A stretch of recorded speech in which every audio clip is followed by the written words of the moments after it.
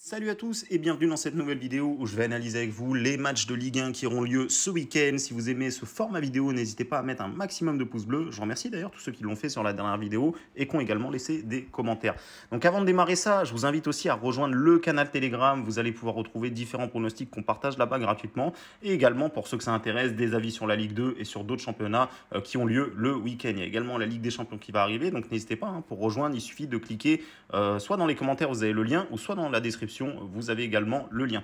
Donc sans plus attendre, on se lance sur ces matchs de Ligue 1 dès vendredi soir. Il y a un match intéressant, il y a PSG Nice et c'est un match vraiment pour le PSG qui est quand même assez important. Ils ont une grosse semaine qui va arriver, 3 réceptions, PSG Nice, PSG Dortmund, PSG OM. Donc attention pour le PSG, il va y avoir du lourd qui va arriver.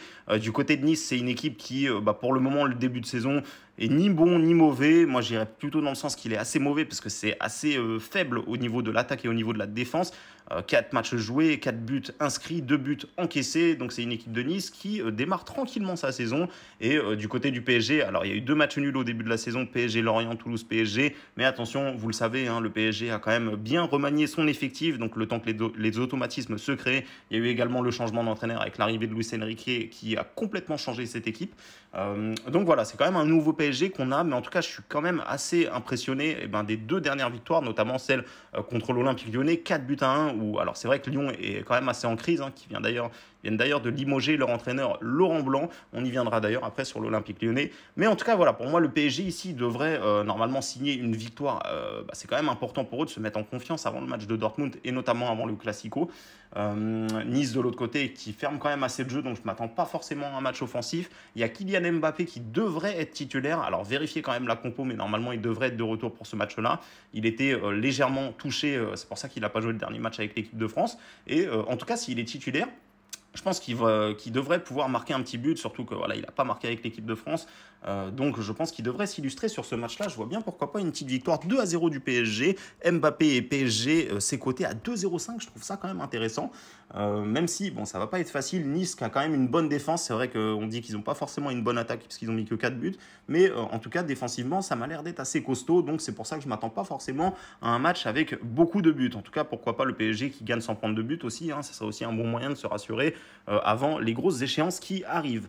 On va passer aux 2 matchs qui auront lieu le samedi avec un Rennes-Lille. Alors attention, Rennes qui reste quand même sur 3 matchs nuls consécutifs, notamment 2 matchs nuls qui font un peu tâche avec des adversaires qui étaient à leur portée. Le match nul à domicile contre le Havre, 2 buts partout, où ils se font rattraper de manière assez incroyable.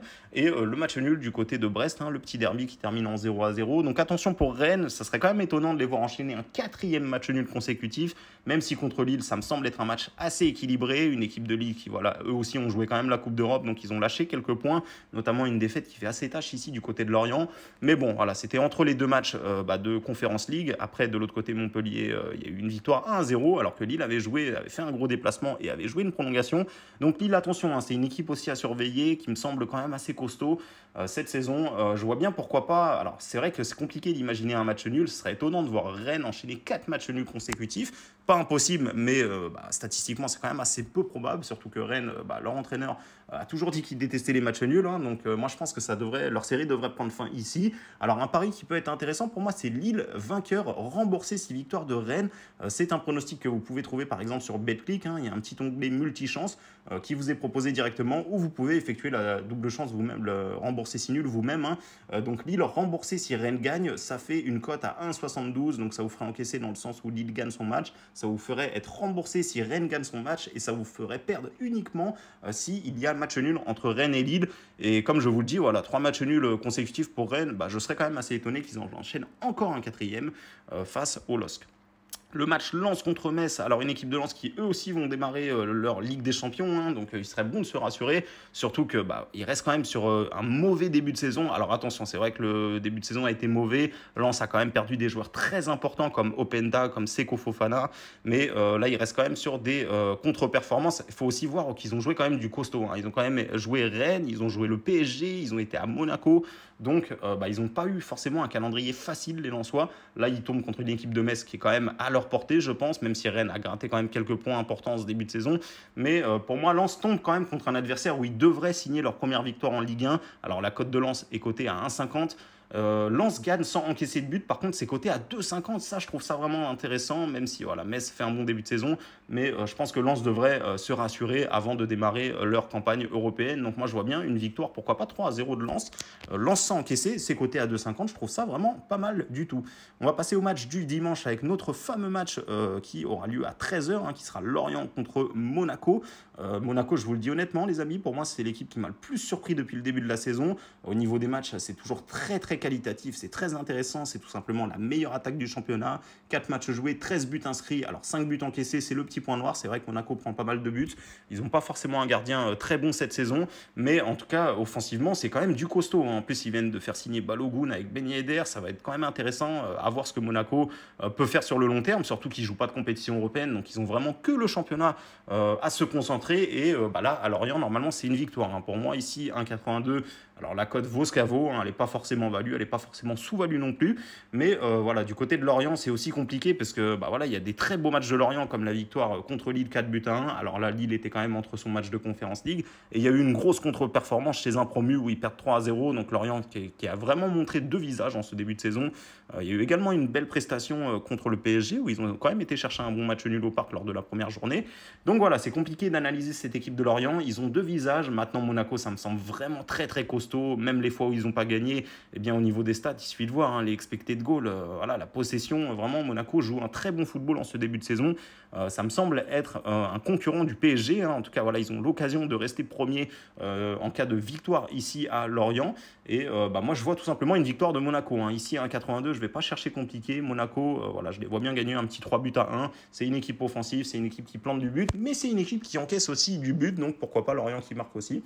Voilà, en tout cas, je vais rester sur du simple, comme je vous ai dit, victoire de Monaco, et en score exact, je vois bien un petit 3-1 pour les Monégasques. Clermont contre Nantes, alors une équipe de Nantes qui reste sur 2 matchs nuls, mais 2 matchs nuls contre des équipes plutôt intéressantes. Il y a eu le match nul 3 buts partout contre Monaco où voilà, ils s'en sortent assez bien. Enfin oui et non parce qu'ils menaient 3-1, mais au niveau de l'ensemble du match, Monaco méritait quand même de gagner, je trouve. Le match nul contre Marseille où là, alors franchement, ils ont surpris du beau monde parce qu'ils étaient menés 1-0 rapidement contre l'OM, ils ont eu un carton rouge et malgré tout, au courage, ils ont réussi à aller gratter un petit match nul. Donc bravo à eux et c'est de bon augure pour la suite. Je vois bien pourquoi pas les Nantais aller chercher quelque chose du côté de Clermont.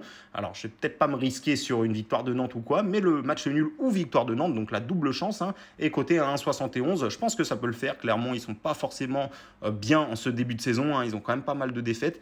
Et voilà, le Nantes, ici, je pense qu'ils ont quand même les moyens d'aller chercher quelque chose. Donc, le N2 à 1,71 et pourquoi pas un petit match nul, un but partout entre ces deux équipes. Reims contre Brest, alors là ici c'est une équipe de Reims qui est quand même mine de rien assez intéressante en ce début de saison, qui a fait quand même quelques victoires assez sympas, notamment celle à Montpellier où c'était pas forcément évident. Reims qui joue bien, Reims qui a quand même perdu son attaquant phare, Balogun, mais attention, voilà, il y a quand même encore des joueurs assez intéressants. Je pense que c'est une équipe qui devrait jouer la première partie de tableau, mais voilà, de l'autre côté on a une équipe de Brest qui démarre aussi plutôt pas mal sa saison, qui a quand même mine de rien signé des victoires importantes. C'est un match qui me semble assez équilibré. Alors je donne un léger avantage à Reims qui est quand même à domicile, qui sort quand même d'une saison intéressante la saison passée. Je crois qu'ils avaient enchaîné plus de 15 matchs sans défaite la saison passée. Ils avaient fait une énorme série avec notamment leur entraîneur Will Steele. Et voilà, je pense que Reims ici devrait éviter la défaite. Maintenant, jouer une victoire de Reims à 1,88, c'est pas forcément intéressant, je trouve. Par contre, ce qui peut être pas mal, c'est le match nul remboursé 6 victoires de Reims. Ça fait une cote à 1,75 et ça vous ferait perdre uniquement s'il y a victoire de Brest. Voilà, je pense qu'on tend plutôt vers un match nul là-dessus. Pourquoi pas un 0-0 Voilà, c'est probable. Si je devrais imaginer un 0-0 sur cette liste de matchs, je le verrais bien. Pourquoi pas sur ce petit match Reims contre Brest. On va passer au match Strasbourg contre Montpellier. Alors là, on a une équipe de Strasbourg qui fait un début de saison moyen. Voilà, ils alternent, ils ne sont pas forcément constants dans leurs résultats. Et on a une équipe de Montpellier qui reste sur 2 défaites consécutives. Mais attention, moi j'ai vu un petit peu jouer cette équipe de Montpellier, notamment contre Le Havre, le premier match de championnat, et notamment contre Lyon. Et ils ont quand même signé un joueur qui est super intéressant, je trouve, qui s'est d'ailleurs illustré contre Le Havre ici, Accor Adams, qui vient de Lillestrøm et qui avait quand même, mine de rien, inscrit 15 buts en 15 matchs. Et là, il a déjà inscrit 3 buts en 4 matchs avec Montpellier. Donc attention, c'est un joueur à surveiller qui me semble vraiment très talentueux. Il a mis vraiment des beaux buts depuis qu'il est arrivé à Montpellier. Et ici, je vois bien pourquoi pas une double chance buteur, TJ Savanier ou Accor Adams buteur. TJ Savanier, il tire tout, hein, les coups francs, les pénaltys, les corners, et Accor Adams qui est vraiment un attaquant très rapide, très polyvalent et qui a quand même pas mal de stats. Donc voilà, je vois bien Accor Adams ou Savanier buteur. Alors les codes double chance buteur ne sont pas encore sortis, mais voilà, si la cote est intéressante, ça peut vraiment être intéressant de jouer ça. En plus dans le sens où Strasbourg, c'est pas forcément une excellente défense, donc je pense que Montpellier aura quand même l'occasion de s'illustrer dans ce match-là. Je vois bien après pourquoi pas un petit match nul entre les deux équipes, un petit 1 but partout. Voilà, c'est quand même deux équipes qui sont assez proches l'une de l'autre, mais voilà, Montpellier m'a vraiment intéressé avec ces nouvelles recrues. Marseille contre Toulouse maintenant, une équipe du TFC qui a d'ailleurs récupéré Spiri, hein, qui était parti à Lens et qui est revenu à Toulouse, qui est un milieu plutôt intéressant. Toulouse qui fait plutôt un bon début de saison, Toulouse qui est quand même dans une belle progression, hein. Ils ont quand même gagné la Coupe de France la saison passée.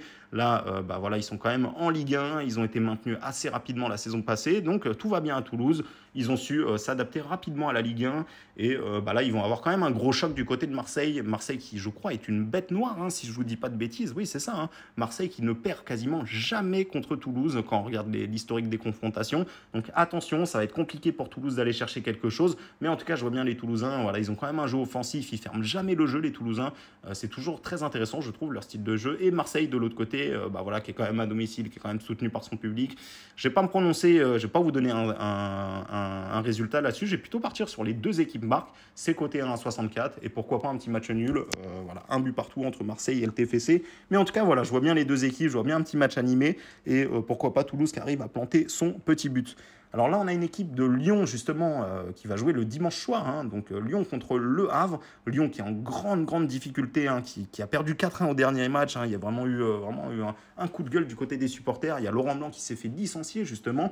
Et cette équipe de Lyon qui est en train de prendre beaucoup de retard. Là, ils sont derniers du classement. C'est quand même inquiétant. Là, ils jouent contre Le Havre. Donc c'est victoire obligatoire contre un promu. Le Havre qui, mine de rien, démarre assez bien sa saison, je trouve. Hein, quand même. Voilà, ils ont quand même pris quelques points déjà. Il démarre mieux que Lyon en tout cas. Mais voilà, je trouve que la cote de Lyon ici est vraiment très intéressante. Lyon qui va retrouver notamment Alexandre Lacazette pour ce match-là. Hein. Il était absent au dernier match. Donc attention, Lyon, il y a quand même des joueurs assez intéressants quand même, hein, même s'ils ne sont pas en confiance, même s'ils démarrent mal leur saison, même s'il y a de changement d'entraîneur. Pour moi, ça me semble un petit peu trop haut, cette cote à 1,70. D'ailleurs, elle va peut-être monter un peu plus haut. Et à l'heure où je tourne la vidéo, elle est à 1,70, 1,71. Voilà, vous pouvez la trouver par là. Et contre Le Havre, je trouve que c'est quand même assez gentil de donner une cote comme ça, assez irrespectueux, parce que Lyon est quand même à domicile. Il y a eu quand même un changement d'entraîneur, je pense qu'il y a eu quand même une prise de conscience. Donc je pense qu'il y aura victoire contre Le Havre ici. Hein, voilà, Le Havre qui vient quand même de Ligue 2, il ne faut pas l'oublier, même si la saison passée c'était la meilleure défense de Ligue 2, tout ce qu'on veut. Mais attention, Lyon, ça reste quand même une équipe quand même difficile à jouer chez eux. Et je pense qu'ils vont rapidement retrouver la victoire. Et cote à 1,71, je trouve ça vraiment intéressant. Donc je ne vais pas chercher compliqué. Ici, pareil, une victoire de Lyon, cote à 1,71. Je trouve ça plutôt intéressant. Donc voilà les amis, on a analysé les matchs de Ligue 1. Donc il y a 9 matchs cette saison. Hein, comme vous le savez, maintenant il n'y a plus 20 équipes en Ligue 1, il y en a 18. Donc voilà, si vous souhaitez d'autres avis, d'autres pronostics, n'hésitez pas encore une fois, rejoignez le canal Telegram. C'est là-bas que je vous partage mes bons plans, également les bilans de notre méthode VIP, de notre méthode Boost. Hein. Vous allez pouvoir suivre tout ça là-bas et vous pouvez également me contacter. Hein. Il y a un petit bouton contact, hein. Donc n'hésitez pas à venir faire un petit tour. Je le rappelle, vous avez le lien dans la description ou dans les commentaires. Donc voilà les amis, sur ce, je vous souhaite à tous un excellent week-end. Je vous souhaite de la réussite dans vos pronostics et du bénéfice. Et je vous dis à bientôt pour une prochaine vidéo.